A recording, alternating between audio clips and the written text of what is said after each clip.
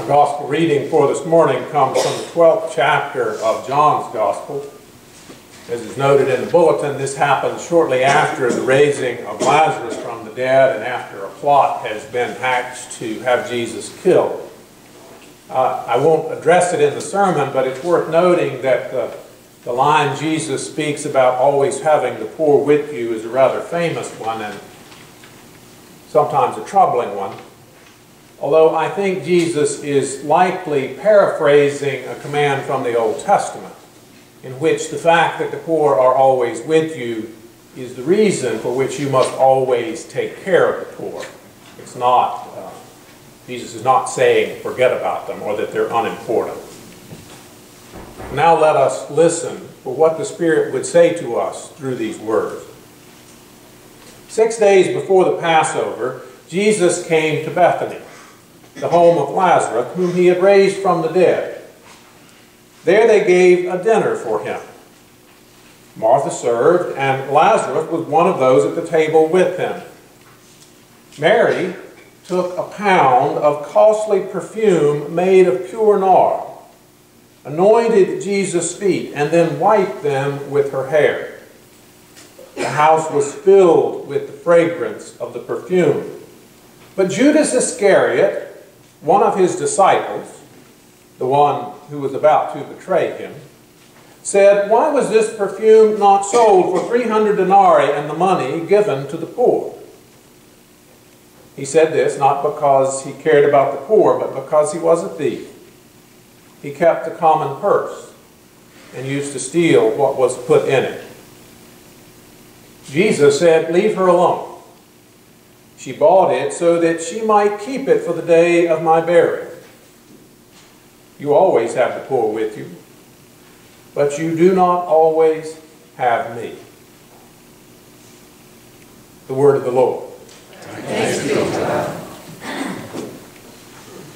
What is the most extravagant thing you have ever done?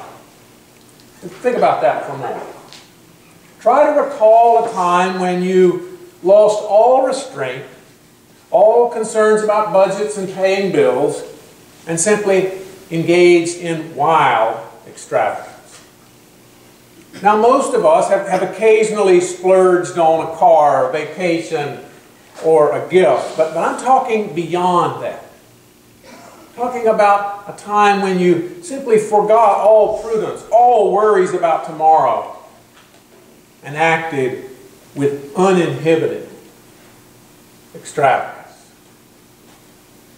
Now, truth be told, I can't really recall any time when I acted quite that way. I'm too careful, I'm too frugal, I'm too practical for that. Now, it's not that I don't ever act extravagantly, or at least more extravagantly than normal. I've bought presents that I really couldn't afford. I've purchased expensive items that I didn't need. But I don't really mean that to describe extravagance. That's not the sort of thing we see from Mary in our reading this morning. Extravagance of this sort unnerves us just a little bit. Our own giving is not that uninhibited, and it often has its own ulterior motives. I think about all the really large gifts I've seen given to the church over the years, and more often than not, they come with strings attached.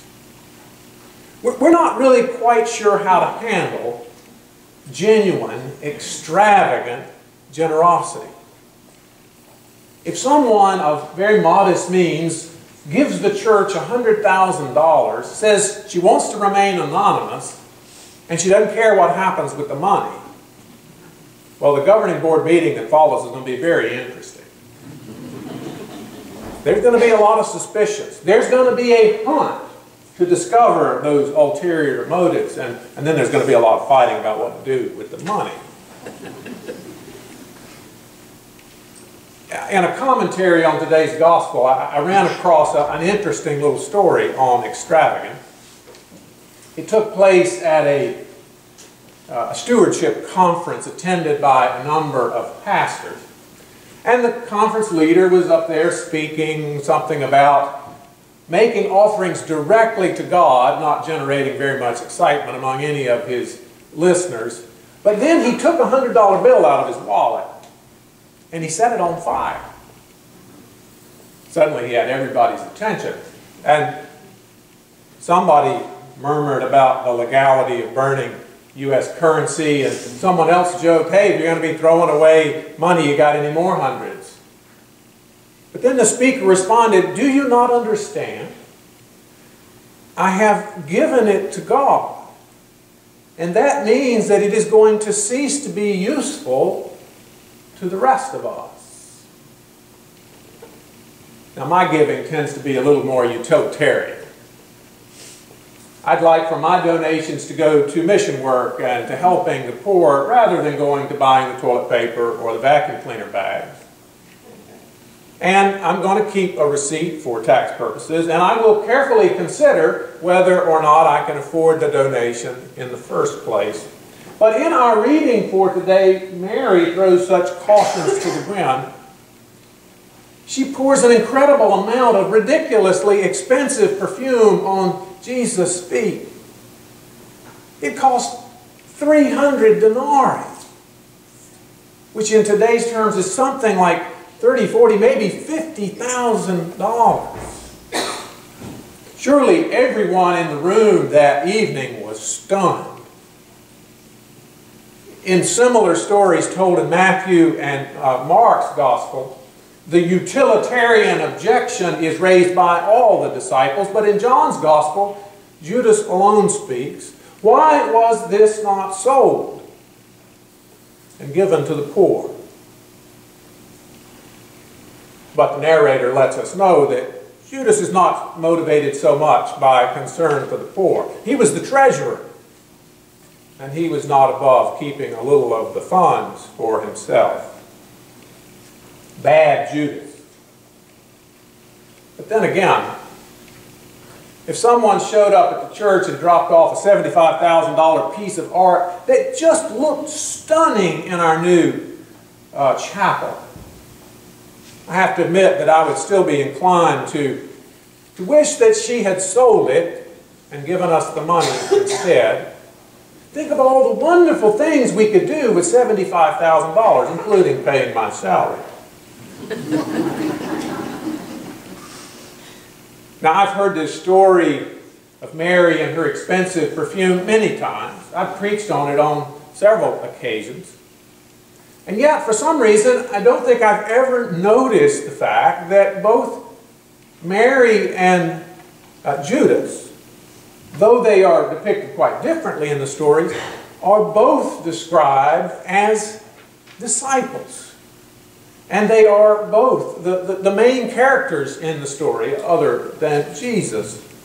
And our reading, as I said, occurs shortly after the raising of Lazarus from the dead. That event has drawn so much attention to Jesus that the Jewish authorities are worried that his growing popularity may cause the Romans to crack down, and so they come up with a plan to have Jesus arrested and killed.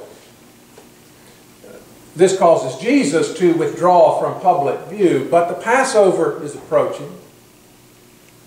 Will Jesus come back out in the open for the festival? And now, 5 days before the Passover lambs are slain, Jesus comes to Lazarus' home for dinner. Mary's there. Mary isn't listed as one of Jesus' official disciples, but she seems to understand things that the others do not. Before Jesus ever teaches his disciples to wash one another's feet, she washes Jesus' feet. The 12 can't seem to get it that Jesus is about to die, but she anoints Jesus for burial.